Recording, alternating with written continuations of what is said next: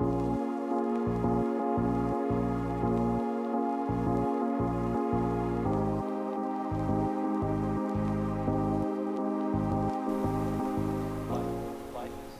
bienvenue dans un nouveau carnet de bord. Aujourd'hui on est mardi, je viens de finir le déjeuner, je prends un peu plus le temps aujourd'hui pour vous parler. Je viens de me faire un thé pour finir le repas.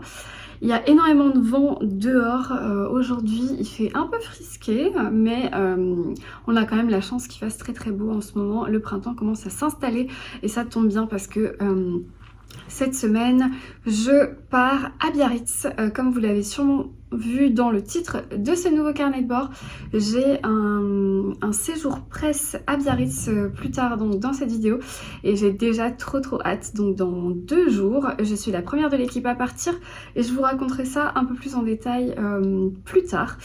Là, je vais vous parler de plusieurs choses, du livre que j'ai terminé, donc le livre de Marc Desobliaux que j'ai terminé hier. Je vais vous présenter la plantation que je lis en ce moment avec les copines. Et surtout, j'ai reçu un très gros colis qui fait à peu près 8 kilos. Donc il est temps que je vous en parle et j'ai tellement hâte de l'essayer que je vais vous en parler un petit peu mieux juste après. C'est déjà, je remercie The Nap Lab pour l'envoi de ce colis qui m'a l'air merveilleux. C'est parti pour un unboxing sous bonne garde. Monsieur Oscar va surveiller mes moindres mouvements. Et surtout, s'il y a une araignée, tu cours, hein. Tu la manges. Je rigole. Du coup, vous le voyez peut-être, mais sur le colis, il y a plein de petites étoiles, de lune, etc. C'est un colis pour dormir.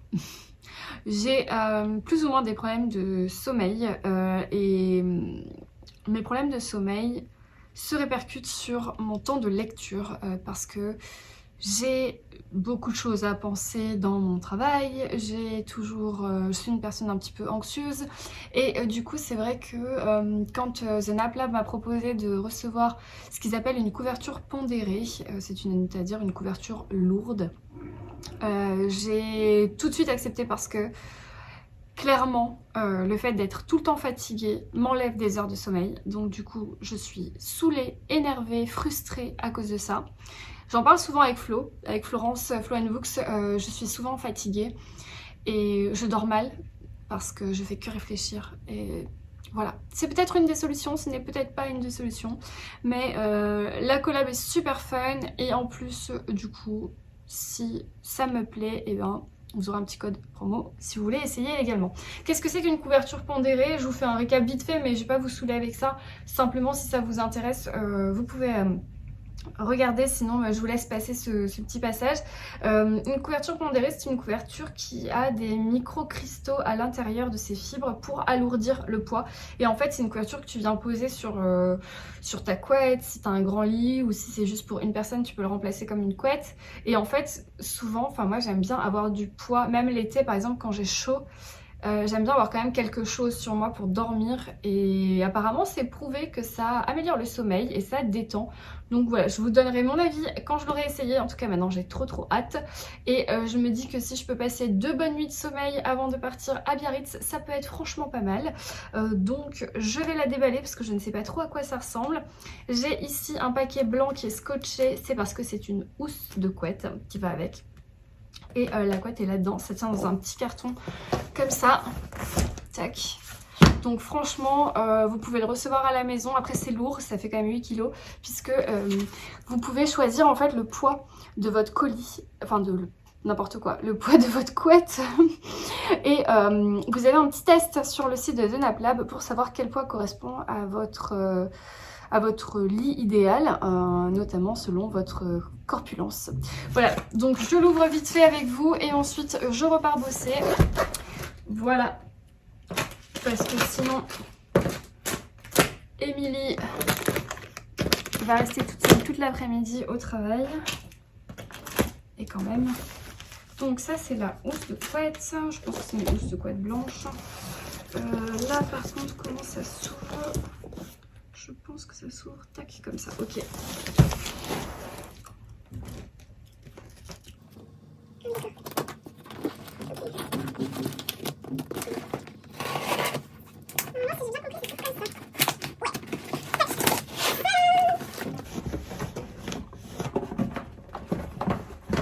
que je vous dis tadam, mais vous voyez rien. Tadam. Trop cool. C'est lourd. Cool. En plus, vous devez sûrement souvent le voir passer chez les autres blogueuses, mais clairement quand t'as une couette blanche comme ça pour faire un fond de photo Insta, c'est l'idéal. Voilà. Bon ben, du coup à partir de maintenant ça vous intéresse plus.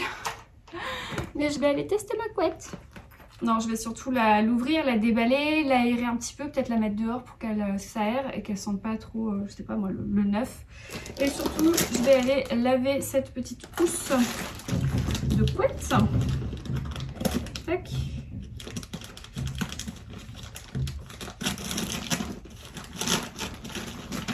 Qui est en effet blanche, toute simple. Voilà. Bref. Je vous laisse et je vous en reparlerai un peu plus tard quand je l'aurai essayé.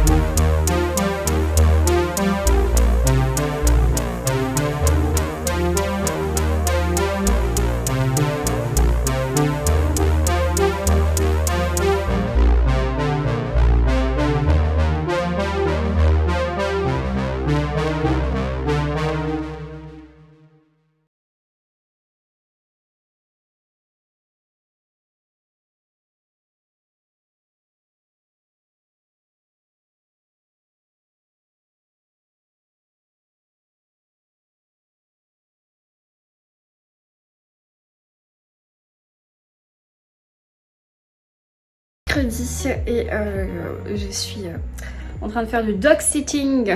Non, je plaisante, je travaille. Comment vous dire que j'ai un petit peu avancé dans la plantation de Leila Mitcham et surtout j'ai terminé le marque des Oblios et j'ai oublié de vous en parler. On va peut-être fermer ça, ce sera plus propre. Donc du coup, le marque des Oblios, je vous en reparlerai plus tard, peut-être ce soir. Mais en attendant, je me régale dans la plantation. J'ai lu 200 pages sur 600, alors c'est pas grand chose, mais j'avance doucement et l'histoire est plutôt pas mal. Les filles m'ont largement dépassée, mais je vais le prendre avec moi du coup. Je suis contente d'avoir terminé. J'ai pas le nom, à chaque fois c'est un homme invisible, non c'est pas ça. Un homme sans... J'ai plus le nom. Le livre de Marc des Oblios que j'ai terminé. Je suis contente de l'avoir fini, comme ça je peux vraiment prendre que la plantation. Et du coup je me téléchargerai peut-être un petit Jules Verne sur ma liseuse avant de partir demain à Biarritz parce que demain je pars pour l'hôtel littéraire Le Jules Verne à Biarritz pour un week-end de presse. Ça va être trop bien, il y a plein de copines blogueuses Bookstagram qui seront là aussi, donc ça va être plutôt sympa. De toute façon je vous emmène avec moi et ce soir il faut que je fasse ma valise, donc plutôt pas mal de trucs à faire avant de partir. Peut-être pas une grosse soirée lecture en perspective, mais c'est une soirée sushi, donc ça va être une bonne soirée. Je vous retrouve plus tard.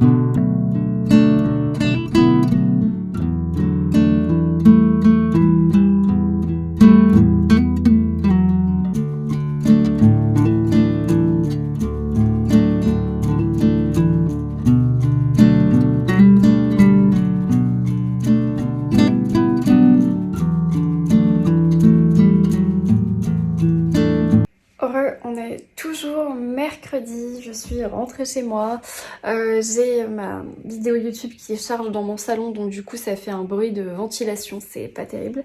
J'essaie de charger la vidéo avant de partir à Biarritz parce que comme ça sera fait et j'ai pas à prendre mon ordinateur et à me soucier du carnet de bord. Donc du coup je voulais vous reparler de cette lecture, Un homme sans volonté de Marc Desobliaux, que j'ai terminé avant-hier. Dans cette histoire, donc, on va suivre Louis. Louis, c'est un jeune enfant, puis un adolescent. Il est parisien, il vient d'une famille plutôt aisée. Il est adolescent dans les années 70, donc c'est un enfant de mai 68, entre guillemets. Et Louis, c'est un jeune homme qui fait partie d'une famille où déjà on ne montre pas nos sentiments, on ne montre pas d'amour, ça ne se fait pas, on est très pudique, etc. Il grandit donc dans ce microcosme-là. Il a une sœur qui malheureusement a des défaillances psychiques, mentales, et qui va accaparer un petit peu l'attention de toute la famille. Et donc lui va vite se retrouver effacé par cette sœur qui va le forger dans sa solitude dans son enfance. Et Louis va devoir apprendre à vivre un peu seul avec lui-même, un peu transparent aussi.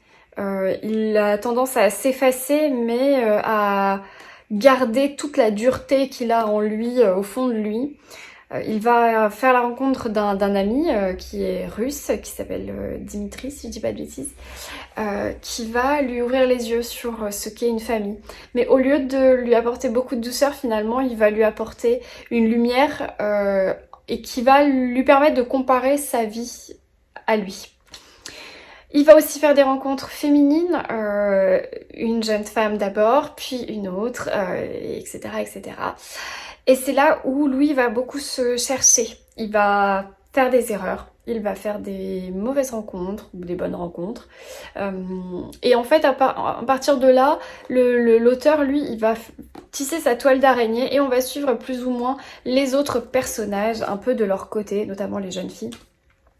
Et le récit est ponctué de dialogues, de scénettes, parce qu'il y a une mise en scène de ces jeunes filles, donc notamment de Caroline, je crois que ça s'appelle, avec sa sœur. Oui, Caroline, c'est ça, avec sa sœur. Et c'est des personnages que j'ai trouvé à la fois attachants et agaçants, mais c'est un petit peu normal parce que Marc Desobliaux a la faculté de rendre ses personnages très très réalistes. J'avais l'impression que ces gens-là, ils existaient vraiment parce qu'ils ont des traits de personnalité et des traits de caractère qui sont hyper vraisemblables. Du coup, en fait, on se pose des questions nous-mêmes aussi. Et j'ai bien aimé ce côté un peu initiatique où on va suivre Louis dans son évolution, dans ses choix.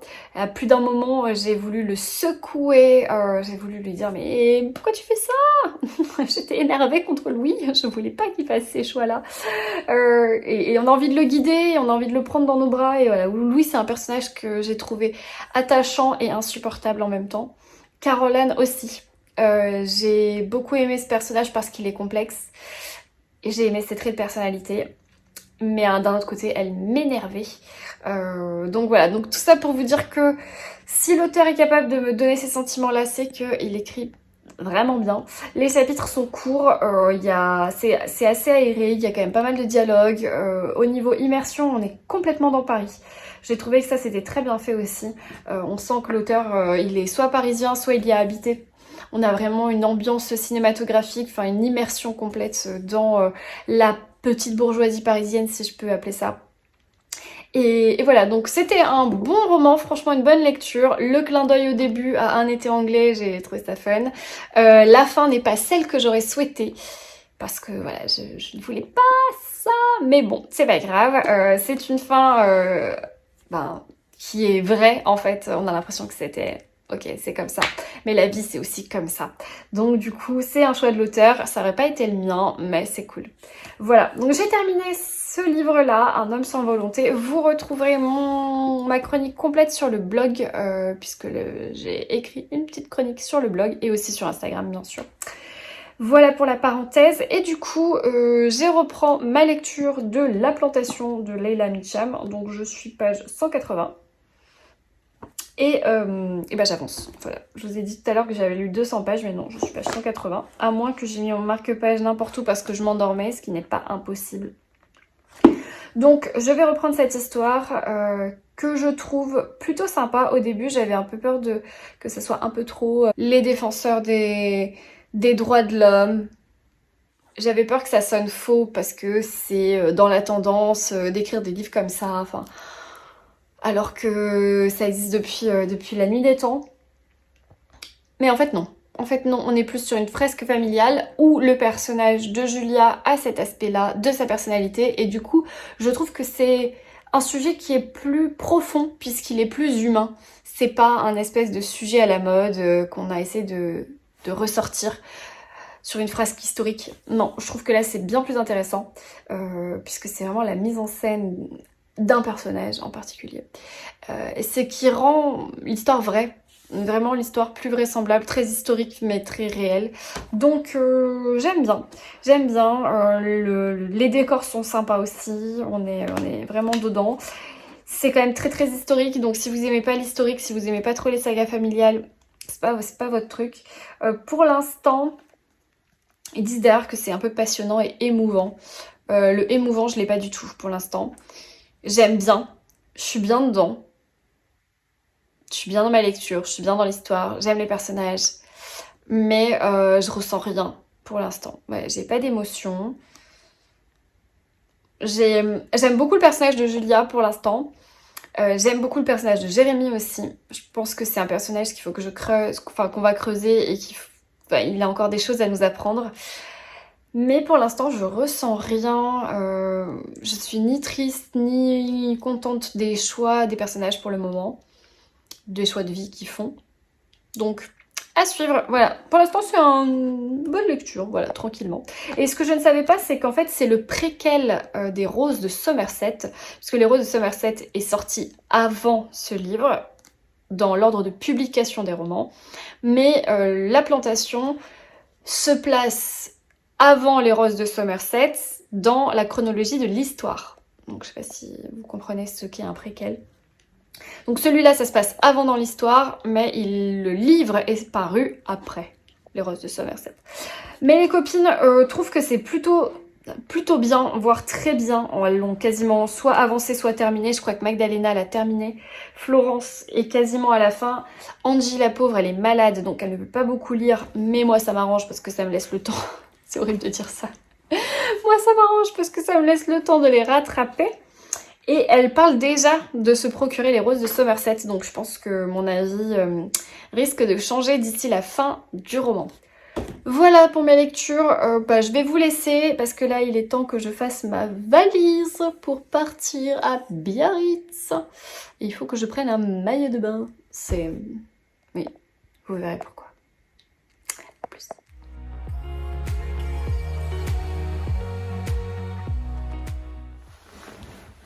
Hello, aujourd'hui on est jeudi, il est tôt, il faut déjà qu'on aille à l'aéroport. Non monsieur?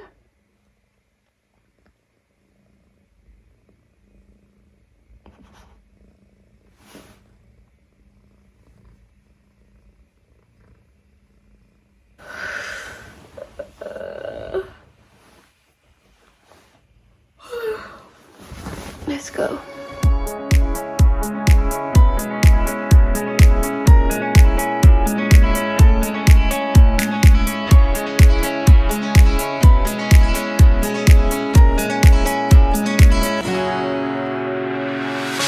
The sun blazed so brightly up in the summer sky. I shouted at the mountains, watch me shine and fly. But then cracked the thunder and the heavens cried. Our world torn asunder. Her heart said goodbye. Je viens donc d'arriver dans ma chambre, elle est super mignonne, il y a plein de trucs là, ça a l'air trop cool, donc je vais pouvoir me faire un petit thé. Et voilà la déco Jules Verne, me voilà donc dans l'hôtel Jules Verne, invitée par l'hôtel Jules Verne pour un week-end de folie. Donc j'ai trop hâte, ça va être trop sympa. Je vais aller me balader aujourd'hui, tac, il fait beau, il y a plein de belles choses. Belle piscine aussi, plein de belles choses, il fait super beau, donc je vais aller me balader, déjeuner un petit peu dehors, mais là je vais d'abord m'installer, défaire ma valise, me rafraîchir un petit coup, et puis let's go. Je vais voir aussi ce qu'il y a dans ce joli tote bag qui est trop classe. Donc déjà on a une magnifique illustration là, c'est beaucoup trop joli. Hop, je vais faire une petite photo avant de commencer à déballer tout ça, mais je suis trop contente. Ok, donc je suis ici à Biarritz à l'hôtel Jules Verne, invitée par l'hôtel Jules Verne pour découvrir l'hôtel, la ville. C'est un hôtel littéraire du groupe Best Western qui a une chaîne d'hôtels littéraires, et celui-ci c'est l'hôtel de Jules Verne. Je suis trop contente parce que c'est un auteur que j'ai découvert il y a quelques années, notamment avec L'île mystérieuse que j'avais lu je crois en 2016 ou 2017. Et cette proposition m'a beaucoup tentée parce que j'ai envie de découvrir beaucoup plus Jules Verne, et surtout c'est que du coup j'avais envie de découvrir la ville et je trouvais ce séjour super intéressant. Du coup je remercie d'ores et déjà beaucoup l'hôtel Jules Verne pour son invitation et ce week-end de folie. On va être un groupe de plusieurs blogueuses que vous connaissez sûrement des réseaux sociaux, je vous les montrerai plutôt demain et samedi. Mais elles arrivent toutes de Paris, donc du coup elles n'arriveront que demain. Moi je suis la première et la seule à arriver aujourd'hui, donc jeudi. Mais c'est pas grave parce que franchement j'ai envie de découvrir la ville, il fait beau, j'ai repéré des petites librairies qui sont aussi partenaires de l'hôtel Jules Verne, donc je vais aller me faire une balade. Je vais aller aussi sur le front de mer et découvrir cette ville que je ne connais pas. Donc du coup je suis très contente et je commence cette journée avec l'unboxing de ce tote bag merveilleux qui a l'air trop classe. Donc comme je vous montrais, il y a une petite carte ici avec écrit « Bienvenue au Jules Verne, toute l'équipe et moi-même vous souhaitons un agréable séjour Fanny ». Donc merci beaucoup Fanny. Et là c'est la maison à vapeur. Tac. C'est trop joli. Une illustration à l'aquarelle. Et du coup on a un tote bag ici. Et je soupçonne un livre à l'intérieur. Donc le tote bag déjà est super classe. Et à l'intérieur, alors, nous avons effectivement un roman, donc Jules Verne, Le Tour du monde en 80 jours. Je ne l'ai pas lu et je ne l'ai pas, donc ça tombe super bien, je suis trop contente. Du coup, c'est une édition spéciale offerte par l'hôtel Jules Verne, donc c'est comme un service de presse en fait. Et illustration par A. Deneville et L. Bennett. Je ne l'ai pas lu, j'en suis très contente. Donc merci beaucoup à l'hôtel Jules Verne pour ce roman. Et il y a d'autres petites choses dedans. Je vois notamment une gourmandise. Qu'est-ce que c'est que ça? Alors, c'est de la Lauretia, cerise noire, recette d'autrefois. Donc je pense que c'est une confiture. Et j'adore la cerise. C'est ma préférée. Je pense que c'est la confiture basque. Et la confiture de cerise est ma préférée avec la mûre. J'allais dire la myrtille, mais la myrtille aussi j'aime bien, mais la cerise j'adore. Je ne vais pas l'ouvrir parce que je pense que je vais le ramener chez moi. J'espère que ça passe dans l'avion, je pense que oui. Donc voilà, mes petites surprises. Et à l'intérieur on a aussi Donc le catalogue de l'hôtel avec toutes les informations. J'ai hâte de découvrir la bibliothèque de l'hôtel. J'ai vu qu'il y avait des super livres à l'entrée. Ça avait l'air trop beau. Donc je vais regarder ça tranquillement. Et ça c'est un magazine de Biarritz. Biarritz Inspiration, le magazine de Biarritz Tourisme. Ça peut être pas mal aussi à feuilleter. Hop. Oh là là, on a des informations historiques pour apprendre, pour savoir plus sur Biarritz. Trop classe. Et là, on a une carte avec les bons plans.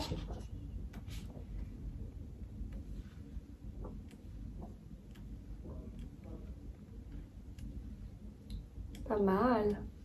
Bref, je vais étudier ça tranquillement, faire mes petites photos et je vous emmène avec moi dans ce week-end à Biarritz.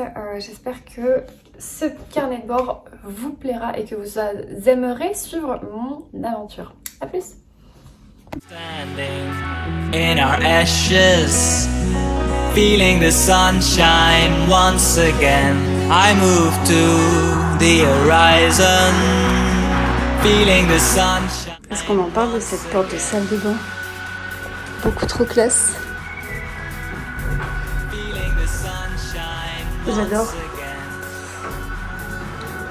Et à l'intérieur de la salle de bain, ça s'allume. Ah, il faut mettre la carte.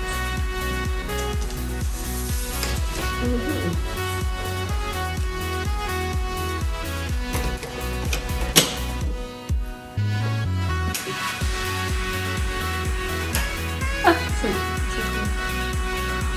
vraiment très classe.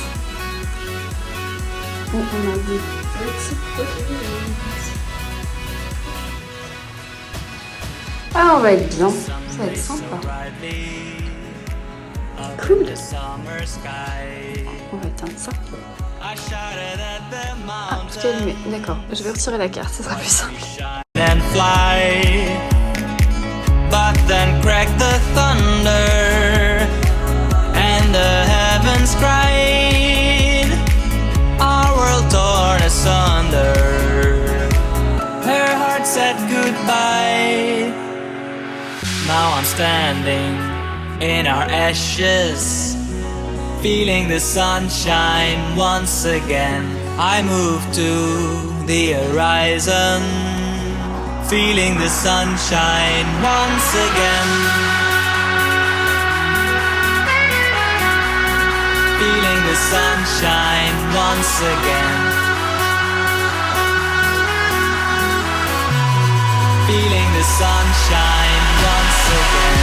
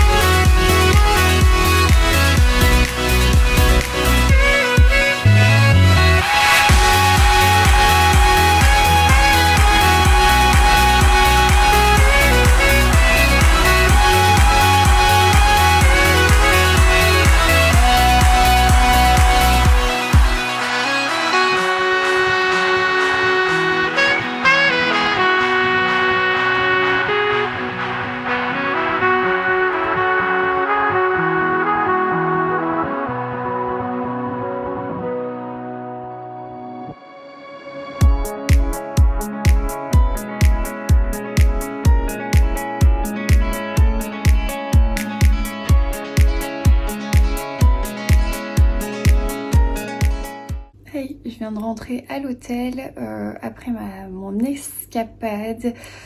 Il est autour de 18h, 18h30. J'allais me préparer à me détendre, c'est-à-dire faire une douche, masque et tout ça. Sauf que j'ai appris que mon conjoint était à l'hôpital pour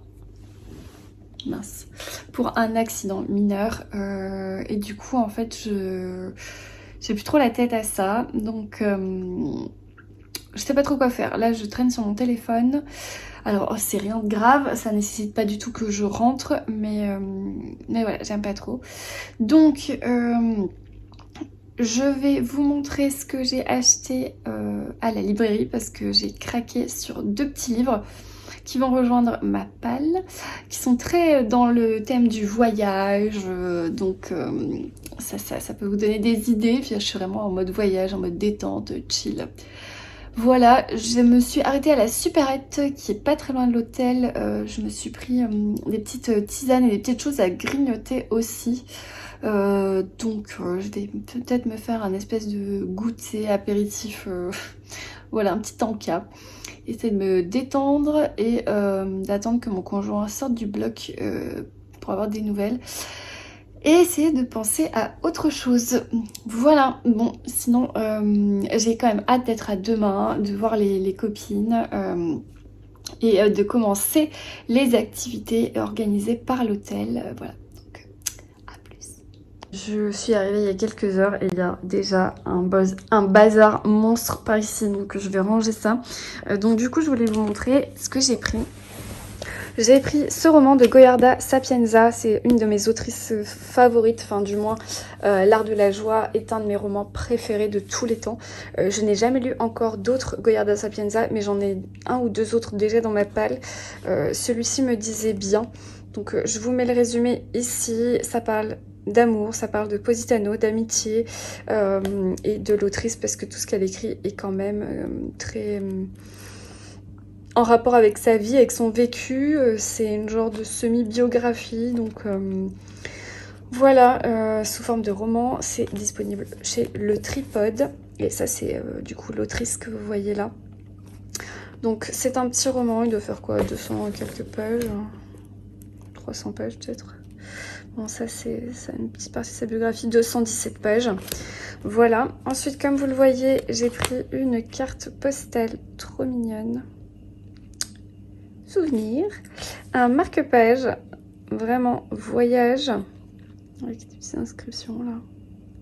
Ça fait très tour du monde en 80 jours.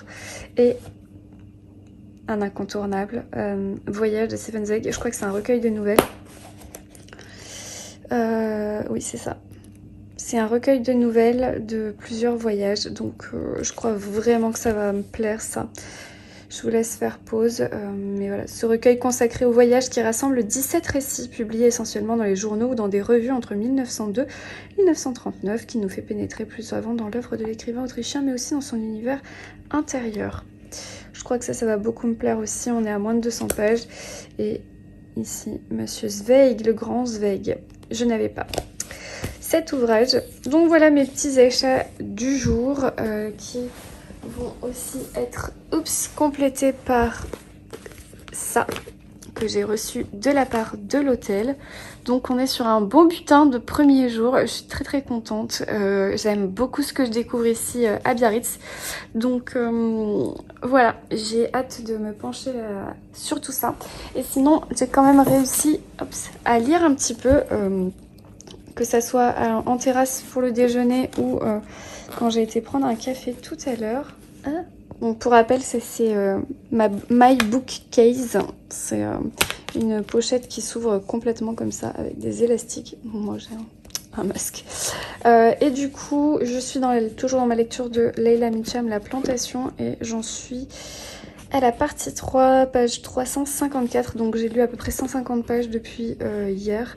Il m'en reste 250. Je suis loin de l'avoir terminé, mais j'ai quand même avancé et clairement c'est bien plus intéressant que les 150 premières pages.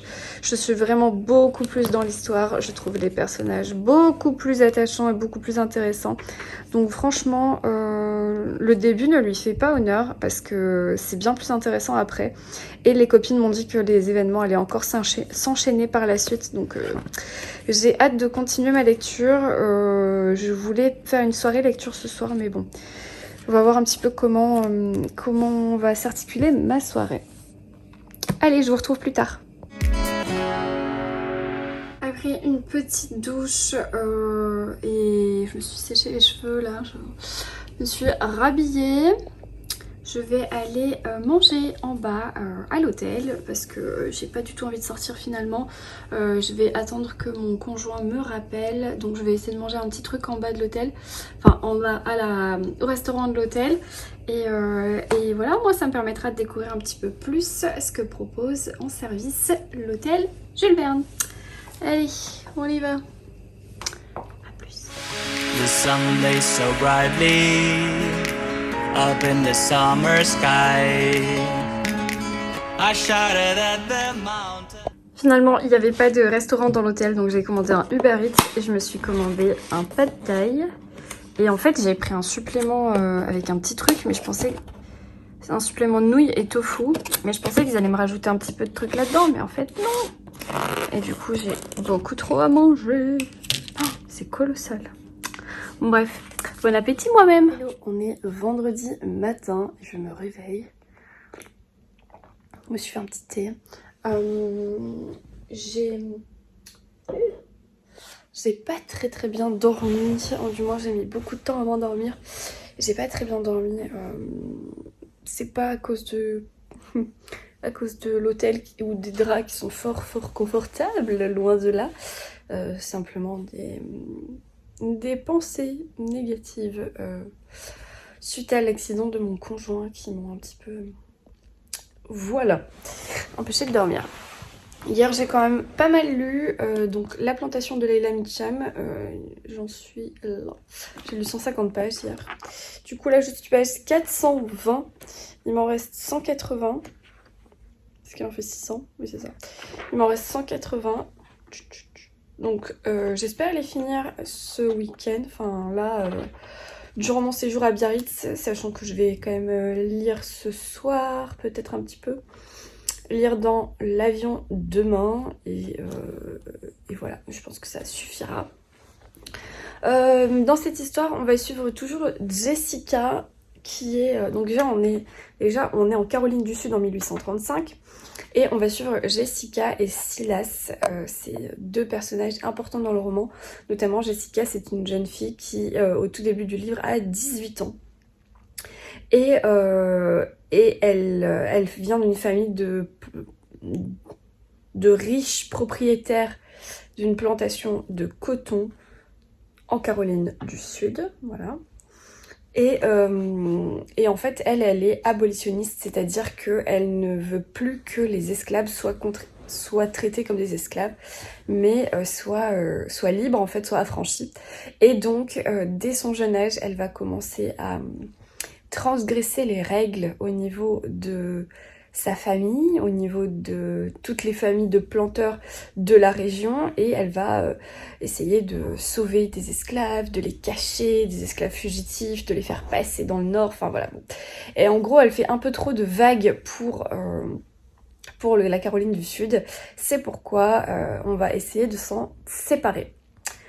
Il y a également Silas, qui est un jeune homme qui est promis à Letty, une jeune femme aussi très intéressante. Sauf que lui, il vient aussi d'une famille, d'une plantation, c'est un blanc. Et en fait, lui, son père décède et il n'hérite de rien. C'est-à-dire que son frère hérite de tout. Et Silas, il veut partir au Texas, conquérir de nouvelles terres pour avoir sa propre plantation et prouver à tous qu'il aurait dû mériter d'avoir l'héritage du domaine familial parce qu'il en a la capacité. Donc on va suivre ces deux personnages. Bien sûr, rien de tout ça va se passer comme prévu. Et on va les suivre à travers le temps. C'est-à-dire que je pensais au début du livre qu'on allait suivre ces personnages... dans la fleur de l'âge dans lequel ils sont au début du livre. Mais en fait non, on est vraiment dans une fresque historique, familiale aussi. On va suivre en fait presque une génération entière de personnages. Et on va les voir évoluer avec l'histoire avec un grand H, donc les révolutions, ce qui va se passer, etc. Et on va les voir évoluer dans leur caractère, il va se passer plein d'aventures, de rencontres, de mésaventures. Et franchement, on s'attache énormément en fait à ces personnages qui au début ne me faisaient un peu ni chaud ni froid. Les 100 premières pages, elles rendent pas trop justice au roman parce que je me disais oui, c'est sympa, ok, une fervente défenseur des Noirs, un homme qui ne pense qu'à son avenir, hyper carriériste machin. Ok, stéréotypé à mort. Et puis en fait finalement non, ces personnages moi je n'ai pas envie de les quitter, enfin j'ai peur pour eux quand il leur arrive des choses, je me suis beaucoup attachée en fait. Donc il me reste 180 pages, j'ai envie de mettre un point final à cette grande fresque familiale. C'est aussi le préquel des Roses de Somerset, donc forcément j'ai envie de lire les Roses de Somerset qui est la suite de la fresque familiale, donc j'ai envie de savoir, sachant que je n'ai pas lu le résumé des Roses de Somerset, donc je ne sais pas ce qui va advenir en fait des personnages. Je ne sais pas qui reste en vie, qui se marie avec qui, enfin voilà, je sais pas ça puisque je n'ai pas lu même pas le résumé des Roses de Somerset, donc je vous recommande de ne pas lire le résumé non plus, si vous souhaitez lire La Plantation. Donc voilà, je vous en parlerai un peu plus, non, je vous en parlerai pas un peu plus au niveau de l'histoire parce que je pense que ça suffit. Par contre, je vous donnerai mon avis final quand je l'aurai terminé. Voilà, terminé. D'ici ce fin de week-end, je pense. J'ai mal au bras. Voilà. Là, il est, je sais pas quelle heure, je pense 9h. Les autres rentrent dans l'avion, enfin sont en train d'embarquer à Charles de Gaulle, donc ils vont bientôt me retrouver. Comme vous le voyez, moi je suis pas du tout prête. Donc du coup, je vais aller me préparer et je vais descendre au petit déjeuner de l'hôtel. En attendant qu'ils arrivent, donc je pense qu'ils arriveront en fin de matinée. Vu qu'il fait pas très beau, je pense que après le petit déjeuner de l'hôtel, je vais remonter dans ma chambre pour lire et les attendre. Ils devraient arriver vers 11h30, donc j'ai un peu le temps. Je dois aussi travailler un petit peu, donc ça tombe bien. Et sinon, j'arrête pas de regarder l'affiche qui est là depuis hier. C'est l'affiche du livre que j'ai reçu en cadeau, donc Tour du monde en 80 jours de Jules Verne. Et en fait, l'illustration qui était dessus, on voit une femme avec des valises. Bon, jusque là, je m'étais pas penchée dessus, sachant que je ne connais pas le Tour du monde en 80 jours. J'ai même pas regardé le film, hein, donc je connais que de nom et dans les grandes lignes. Et en fait, il s'agit de Nellie Bly, la jeune femme qui est sur la couverture. Là-bas. Oups. Ici. Et c'est difficile de le faire à l'envers. Et en fait, là, on a l'explication de sa vie. Et j'arrête pas de regarder ça. Et du coup, j'ai très envie de lire ce livre, en fait. De savoir qui est Nellie Bly. Pourquoi, qu'est-ce qu'elle fait dans ce livre. Voilà, j'ai très envie. Donc, je vais essayer de me caser ça rapidement. Selon si j'arrive à terminer les Roses de Somerset. N'importe quoi. La Plantation.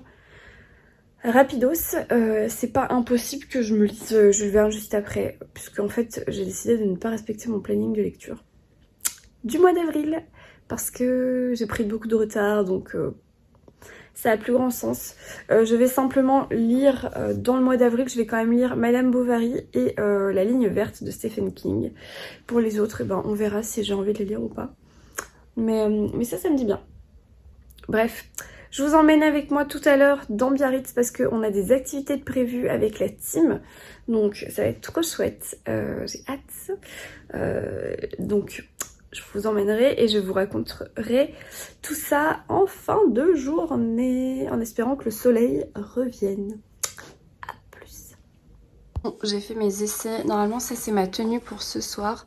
Puisqu'on a un cocktail au bord de la piscine. Avec François-Henri des érables. Donc normalement je devrais rester comme ça s'il fait pas trop moche. Voilà. Mais pour la journée je vais me changer. Je vais juste mettre un jean et des baskets avec un petit blazer. Voilà, et là je vais me préparer, me maquiller et tout ça. À plus. Watch me shine and fly. But then cracked the thunder, and the heavens hands cried, our world torn asunder. Her heart said goodbye. Now I'm standing in our ashes, feeling the sunshine once again. I move to the horizon. De retour à l'hôtel après une petite visite guidée de la ville de Biarritz. On a déjeuné à l'extérieur comme vous l'avez vu et ensuite on a visité la ville avec une guide qui s'appelait Frédéric, qui était très très sympa. Et ensuite on a eu un cours de yoga avec Alizé, c'était très chouette. Là je suis en train de me maquiller, j'ai pris une petite douche. On va aller rejoindre le hobby parce que le lobby, pardon, je dis le hobby n'importe quoi. Parce qu'on a une petite soirée lecture avec François-Henri Désérable, qui est un auteur contemporain dont je n'ai jamais lu les œuvres, mais je suis très curieuse de découvrir cet auteur. Donc voilà, on a eu le temps juste de prendre une douche et de se préparer rapidos. Donc je me fais un petit maquillage pour camoufler la fatigue. En tout cas, le cours de yoga était intense, mais c'était cool. Difficile, mais cool. Donc voilà, petite soirée cocktail en perspective. Je vous filmerai des plans comme tout le reste de la journée et du séjour à l'hôtel littéraire. Franchement, c'est un hôtel génial, il y a plein d'activités, les gens sont hyper gentils, hyper accueillants. C'est vraiment un lieu où on se sent bien dans l'hôtel, on se sent bien dans la ville. Et clairement, c'est pas parce que nous on est en voyage d'influence, parce que on voit très bien comment les autres voyageurs sont traités et franchement ça donne envie, vraiment ça donne envie de revenir. Moi je pense que je vais clairement revenir avec mon conjoint, j'ai trop envie qu'il vienne voir cet hôtel et cette ville. Franchement, même si on n'a pas eu un super temps aujourd'hui, c'était quand même très agréable. On n'a pas eu le temps de faire un petit tour en librairie, mais je pense qu'on se rattrapera peut-être demain avant ou après le cours de surf. Mais voilà, donc j'espère que ce genre de carnet de bord vous plaît. En tout cas, moi je prends beaucoup de plaisir à découvrir la ville et l'hôtel. Et puis je vous emmène avec moi dans la suite. Feeling the sunshine once again. Hello, aujourd'hui on est samedi, jour 3 à l'hôtel littéraire Jules Verne à Biarritz. Je suis fin prête à descendre, prendre le petit déjeuner en bas à l'hôtel avec les autres influenceuses que vous avez un petit peu aperçues dans mes images. Donc du coup je suis avec Cécile, le passage des mots, Christiane Tran et je suis avec Pauline aussi qui est lectrice à plein temps. Il y a aussi Elisa que je ne connaissais pas qui est sur Instagram sous le pseudo de Elisa les bons tuyaux, mais qui est une influenceuse lifestyle, voyage, etc. Donc pas du tout littéraire. Hier on a eu donc la soirée avec François-Henri Désérable qui était vraiment très intéressante. C'est un auteur qui parle extrêmement bien de ses romans, qui parle extrêmement bien tout court. C'est un personnage qui m'a beaucoup surprise. J'ai bien sûr pris son livre, son dernier qui est mon maître et mon vainqueur, que je me réjouis d'avance de découvrir. Je vais aussi me procurer son précédent qui est un certain Monsieur Piekalny, dont il a extrêmement bien parlé également. C'est, je pense, des livres que je vais lire avec délectation. Et je vais aussi me procurer La promesse de l'aube de Romain Gary, dont son livre Monsieur Piekalny est tiré, du moins c'est là où il a trouvé l'inspiration pour écrire ce roman. Donc voilà, c'était très sympa comme soirée avec François-Henri Désérable. Hier, après du coup le petit cocktail dînatoire à l'hôtel, nous avons pris un verre en ville avec Christiane et Cécile. On s'est baladé dans le quartier des Halles. On a été dans un pub qui s'appelle... je ne me souviens plus. Pour les biarros et les biarrottes, c'est dans le quartier des Halles, à côté du bar du marché, donc je ne saurais plus vous dire le nom, et il y avait plein de fleurs, c'était très sympa. Voilà, on n'est pas rentré très tard, mais par contre hier j'ai lu un petit peu, il me reste moins de 100 pages de la plantation, donc je pense le terminer à l'aéroport ou dans l'avion aujourd'hui, en tout cas j'espère, parce que j'ai envie de savoir la fin quand même. Voilà, mais j'ai pas réussi à m'endormir avant 1h du matin, donc le réveil à 8h était pas super facile, puisqu'en plus j'ai des courbatures à cause du yoga d'hier, c'était trop dur. Et là ce matin, vous voyez, j'ai mis mon maillot, on a une initiation au cours de surf. Donc voilà, nous allons surfer ce matin. Alors c'est quand même assez spécial pour des blogueuses littéraires d'aller surfer, mais je trouve que l'occasion est très très bien. Voilà, on y est, on est dans la ville des surfeurs de France, donc autant y aller, autant en profiter. Alors je pense que ça va être une catastrophe pour ma part, puisque je suis aussi souple et aussi élégante qu'une girafe ayant une entorse, donc voilà, ça va être merveilleux. Mais je pense que l'idée est vraiment de ne pas se prendre au sérieux et de bien rigoler avec les copines. Voilà, je vous laisse, je vais aller prendre mon petit déjeuner en bas à l'hôtel et je vous retrouve plus tard. Je pense soit fin de journée aujourd'hui, soit carrément dimanche, pour vous donner un petit récap de ce week-end de folie à l'hôtel littéraire Jules Verne et à Biarritz. Feeling the sunshine once again. Feeling the sunshine once again.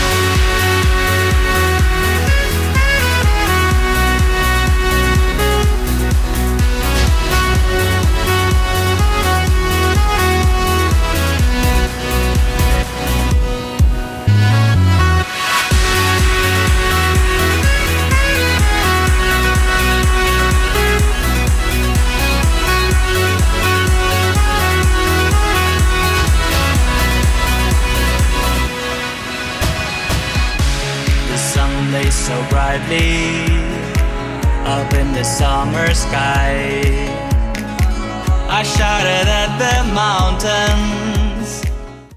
On est lundi, fin de journée, et je viens vous débriefer un petit peu mon séjour à Biarritz et conclure ce carnet de bord. Donc tout d'abord, je remercie encore 1000 fois l'hôtel Jules Verne pour son accueil et sa gentillesse. On a été reçus au top du top, c'était trop bien. Le séjour était génial, mais enfin l'accueil, les gens, la déco, le service, enfin tout était super bien. J'ai vraiment envie d'y retourner avec mon conjoint et d'essayer aussi les autres hôtels littéraires de la chaîne, puisque tout a l'air génial. Je me suis d'ailleurs ramené un mug de l'hôtel parce que j'avais eu un coup de cœur et j'aime beaucoup aussi Jules Verne, donc forcément ça tombait bien. Du coup, je vous parle du coup des petites dernières. Donc ah oui, je me suis acheté aussi un marque-page avec Nelly Bly. Je compte bien lire le livre de Nelly Bly, puisque quand je vous ai parlé de cette femme qu'il y avait en portrait dans ma chambre, je pensais que c'était un personnage du livre, donc du Tour du monde en 80 jours, mais non, en fait Nelly Bly est une aventurière qui a fait le tour du monde en 72 jours je crois. Mais voilà, du coup... Voilà, il y avait écrit Nelly Bly, la chambre 325, c'est la chambre qui a le thème de Nelly Bly à l'hôtel Jules Verne, et du coup c'était ma chambre, donc j'ai pris le marque-page qui va avec. Et suite à la soirée avec François-Henri Désérable, du coup je suis repartie avec Mon maître et mon vainqueur, qui est son dernier roman chez Gallimard, qui a eu le grand prix du roman de l'Académie française 2021, avec une petite dédicace. Et ici donc on va être dans un roman d'amour que François-Henri Désérable a écrit suite à une rupture amoureuse, et voilà, je pense que vous n'avez pas besoin d'en savoir plus. C'est l'histoire d'une femme qui tombe amoureuse d'un homme au mauvais moment puisqu'elle s'apprête à épouser un autre, et voilà. Donc c'est un court roman de moins de 200 pages, voilà, je pensais qu'il en faisait 200, mais je pense qu'au vu des échanges qu'on a eu avec François-Henri Désérable, je pense que sa plume est très poétique. En tout cas, il en a semblé. Et j'ai vraiment hâte de m'y plonger. Donc voilà, ça sera Mon maître et mon vainqueur, qui sont les derniers mots d'un poème de Verlaine, si je dis pas de bêtises. Voilà. Donc je suis repartie avec ça, en plus des 3 livres dont je vous avais déjà parlé quand j'étais à Biarritz, c'est-à-dire Le Tour du monde en 80 jours de Jules Verne, Retour à Positano, je crois, de Goyarda Sapienza et bien sûr Voyage de Stefan Zweig. Voilà, par la même occasion, j'ai terminé La plantation de Leila Mitcham aux éditions Charleston, donc je l'ai terminé dans l'avion au retour de Biarritz. Donc ce beau bébé de 600 pages dont je ne voyais plus la fin. Ça a été un petit peu les montagnes russes dans ce roman parce que pour moi les 100-150 premières pages elles ont été difficiles à rentrer dans le sujet et les 150 dernières étaient complètement inutiles pour ma part. J'ai pas du tout accroché sur la fin. En fait on suit une fresque familiale et arrivé aux enfants des personnages principaux, en fait je me suis pas du tout attachée à ces enfants. Donc du coup, c'est vrai que toute la dernière partie qu'il leur est dédiée, ça m'a fait le même effet que la première partie en fait. J'avais l'impression que c'était une espèce de boucle un peu cyclique où les personnages du début dont j'ai eu du mal à m'attacher, où finalement j'ai réussi à m'attacher après un certain nombre de pages, et en fait je retombais sur le même schéma sur la fin du roman. Donc c'est un petit peu un avis mitigé parce qu'il y a eu un peu, c'était un down puis c'est devenu un super up au milieu du roman où je me suis vraiment régalée et puis un down à la fin, donc avis mitigé.